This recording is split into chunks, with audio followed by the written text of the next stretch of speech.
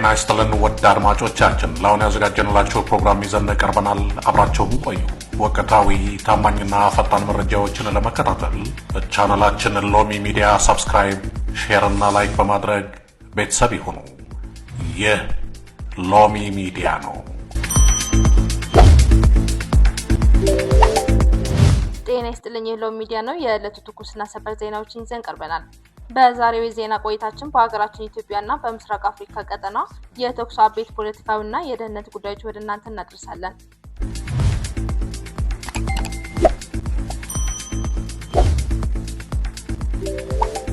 ከህንድ ጠቅላይ ሚኒስትር ታሪካዊ ጉብኝት አንስቶ እስከ ቀይ ባህር ውጥረትና የሻምፒዮን ሊግ ውጤቶች ድረስ ሰፊ ሽፋን ይኖረናል። አብራችሁን ቆዩ።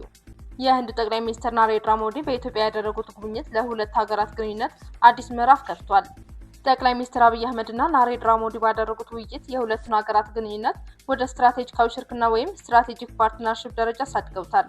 በዚህ ጉብኝት ወቅት ከተደረሱት ወሳኝ ስምምነቶች መካከል ህንድ ለኢትዮጵያ የውጭ ጉዳይ ሚኒስቴር ዘመናዊ የመረጃ ማዕከል ልትገነባ መስማማቷና በጂ20 የጋራ ማዕቀፍ መሰረት የኢትዮጵያን የውጭ ብድር ለማስተካከል ከስምምነት መደረሱ ይጠቀሳሉ። በተጨማሪም ህንድ የጋንዲ ሆስፒታልን አቅም ለማሳደግና ለኢትዮጵያውያን ተማሪዎች የሚሰጠውን የትምህርት ዕድል በእጥፍ ለመጨመር ቃል ገብታለች። ይህ ስምምነት ኢትዮጵያ ካላት የውጭ ምንዛሬ እጥረትና የኢኮኖሚ ጫና አንጻር ትልቅ እፎይታ እንደሚፈጥርላት ይጠበቃል።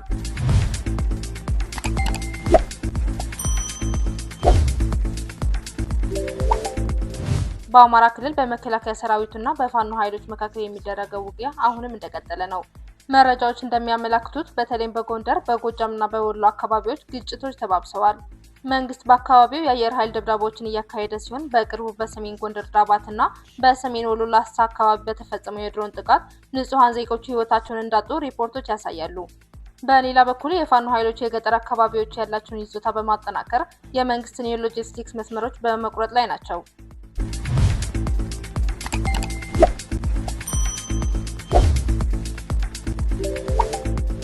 ከቀናት በፊት የአማራ ክልል መንግስት ከሻለቃ ማስረሻ ሰጠቃ የፈረመው የሰላም ስምምነት አነጋጋሪ ሆኗል። አብዛኞቹ የፋኖ አደረጃጀቶችና አመራሮች ስምምነቱን ውድቅ ያደረጉ ሲሆን ሻለቃ ማስረሻ ድርጅቱን እንደማይወክልና ስምምነቱ በመሬት ላይ ያለውን የጦርነት እውነታ እንደማይቀይረው ገልጸዋል። የኢትዮጵያ ኢኮኖሚ በከፍተኛ ዋጋ ንረትና በውጭ ምንዛሬ እጥረት እየተፈተነ ነው። የኢትዮጵያ ብር ከአሜሪካ ዶላር ጋር ሲነጻጸር ያለው የመግዛት አቅም እያሽቆለቆለ ሲሆን በባንኮች ያለው የውጭ ምንዛሬ ተመን $1 በግምት 154 ብር አካባቢ እየተመነዘረ ይገኛል። ይሁን እንጂ በጥቁር ገበያ ያለው ዋጋ ከዚህ በእጅጉ የላቀ በመሆኑ የንግድ እንቅስቃሴዎች ላይ ከፍተኛ ተጽዕኖ እያሳደረ ነው። የዋጋ ንረቱ የዜጎቹን የዕለት ተዕለት ኑሮ እየፈተነ መሆኑ መረጃዎች ያሳያሉ።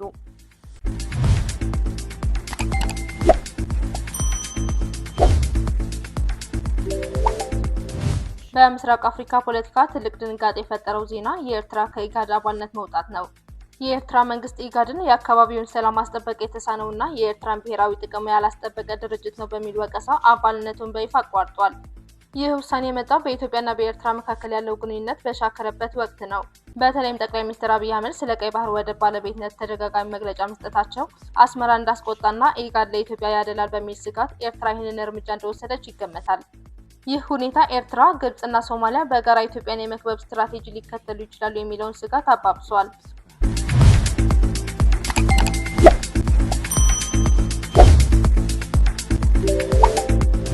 የሱዳን ጦርነት ወደ አስከፊ ደረጃ ተሸጋግሯል። በሰሜን ዳርፋር አልፋሽር ከተማ ፈጣን የድጋፍ ሰጪ ኃይሎች ወይም RSF ከተማውን ከተቆጣጠሩ በኋላ ከ60 ሺህ በላይ ሰዎች መገደላቸውን እና ድርጊቱ የዘር ማጥፋት ሊባል እንደሚችል ሪፖርቶች ያመለክታሉ። ጉዳዩን ይበልጥ ያወሳሰበው የኢራን እንቅስቃሴ ነው። ኢራን ለሱዳን ጦር ድጋፍ በመስጠት ምትክ በፖርት ሱዳን የባህር ኃይል ማረፊያ ለማግኘት እየሰራች እንደሆነ ተሰምቷል። ይህ ለሳውዲ አረቢያ፣ ለግብጽና ለእስራኤል እንደ ቀይ መስመር የሚታይ ሲሆን ቀይ ባህርን የዓለም አቀፍ ኃያላን መፈተኛ ሜዳ ሊያደርገው እንደሚችል ስጋት አለ።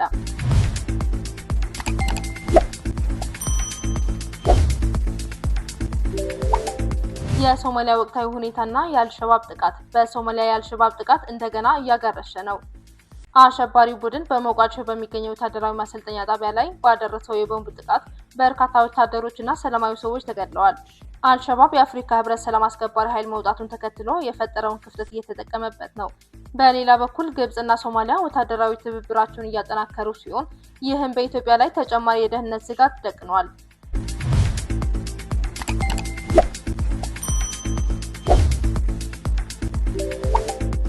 በመጨረሻም ወደ ዓለም አቀፍ ጉዳዮች ስንሸጋገር በአሜሪካና በቻይና መካከል ያለው የቴክኖሎጂ ጦርነት ተባብሷል።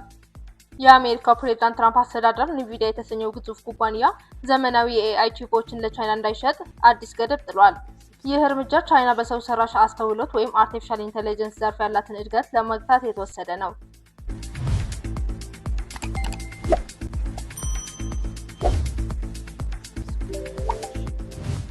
በአውሮፓ ሴቶች ሻምፒዮንስ ሊግ ትናንትና ምሽት በተደረጉ ጨዋታዎች ቼልሲ ቮልፍስቡርግን 2-1 በማሸነፍ ወደ ሩብ ፍጻሜ አልፏል። ባየር ሙኒክ የኖርዌይን ቫለሬንጋ 3-0 በሆነ ሰፊ ውጤት ሲያሸንፍ፣ አርሰናልም የቤልጂየሙን ኦኤች ሉቭን 3-0 በመርታት ቀጣዩን ዙር ተቀላቅሏል። ውድ አድማጮቻችን የዛሬው ዜና ቆይታችን ይህንን ይመስል ነበር። አብራችሁን ስለቆያችሁ እናመሰግናለን። አዳዲስ መረጃዎች እንደወጡ ወደ እናንተ የምናደርስ ይሆናል። ሰላም ለእናንተ ይሁን።